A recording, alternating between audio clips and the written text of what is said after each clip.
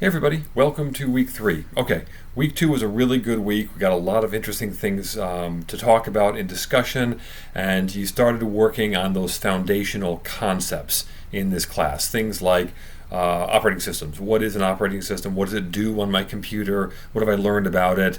You also started learning a little bit about Microsoft Office 365, specifically OneDrive. So we talk about these things first because these are those foundational concepts on which to build everything else, right? Windows 10 is a part of every single thing you're going to do on your computer. And as a college student, you really need to have a good understanding, a good handle on how to organize yourself and how to keep things, filed properly for all of your classes, all of your assignments. So we get those things out of the way, those foundational things, and we start to build on it. So this week, that's what we're going to do. We're going to get into Office 365 more specifically, and we're going to talk about one of its primary apps or programs, and that is Outlook.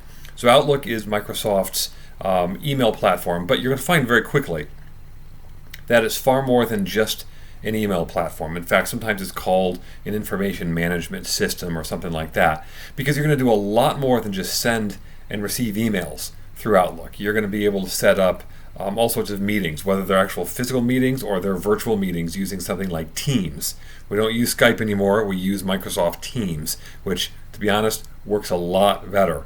But you're able to organize your day, you're able to organize your week, you're able to organize your team's day and week and year and all sorts of things like that through this kind of central hub that is Outlook. So I think that's a good way of thinking of it. It's kind of a central hub. Now all the other programs that we're going to cover, Word, Excel, PowerPoint, they're not part of Outlook, they're part of Office.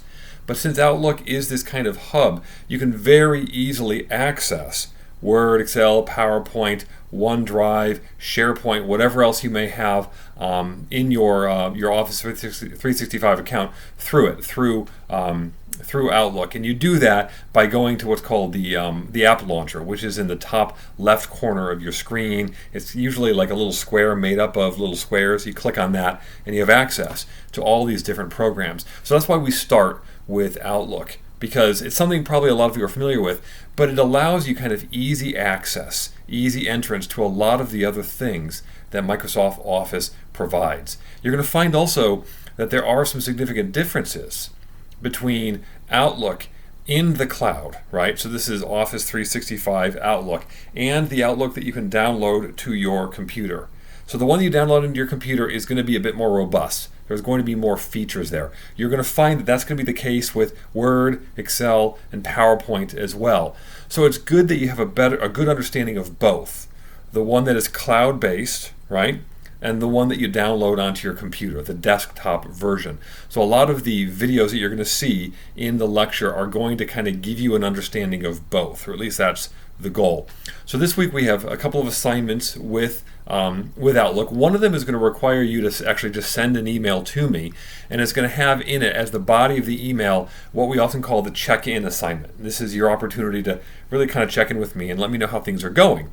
So there's a couple of prompts that you're going to follow, and as long as you do that and you send it to me, you'll be able to get the full credit. It's not going to be much of a, you'll get the credit if you, for the written part of it. But as long as all the other elements are put together as well, you'll do very well on that assignment. There's going to be another simulation. This one is an Outlook simulation. So like the one we did last week, you're going to do the same kind of thing, but it's going to walk you through the ins and outs of Outlook. Discussion this week is going to be really interesting. In fact, I'm probably not going to do a video in discussion this week. The reason is I'm actually going to do something unique. I'm going to provide you all with 3 different discussion topics. Okay? So when you go into discussion this week, you're going to see 3 different threads. And so you can choose whichever thread you want to be a part of as far as discussion goes. Remember, you still need to have at least 4 posts, right? Initial post and those 3 replies. So minimum 4 posts. And I'll just consider your first post to be your initial post. That's really kind of how we're going to view that. But we're going to have 3 different topics, and they're going to be really interesting. So we're going to have one that is a quote from a famous philosopher and mathematician named Blaise Pascal. And I kind of thought about this one last week because of some of the things we were talking about regarding social media and how people do this because they can't be bored anymore. They always have to be stimulated. So that quote is one of the threads you can discuss, and it's a really interesting quote. Hopefully, we'll get a lot of feedback there. There's going to be another topic on information literacy, and this is the whole thing of how do you determine what is and what isn't reliable information online. Very, very big, very, very important topic, kind of my area of specialty, so this is something that I like to talk a lot about with my students. And then we have a third one, and that is just going to be on email etiquette. That's one of the things that you're going to be talking about or learning about in the lecture.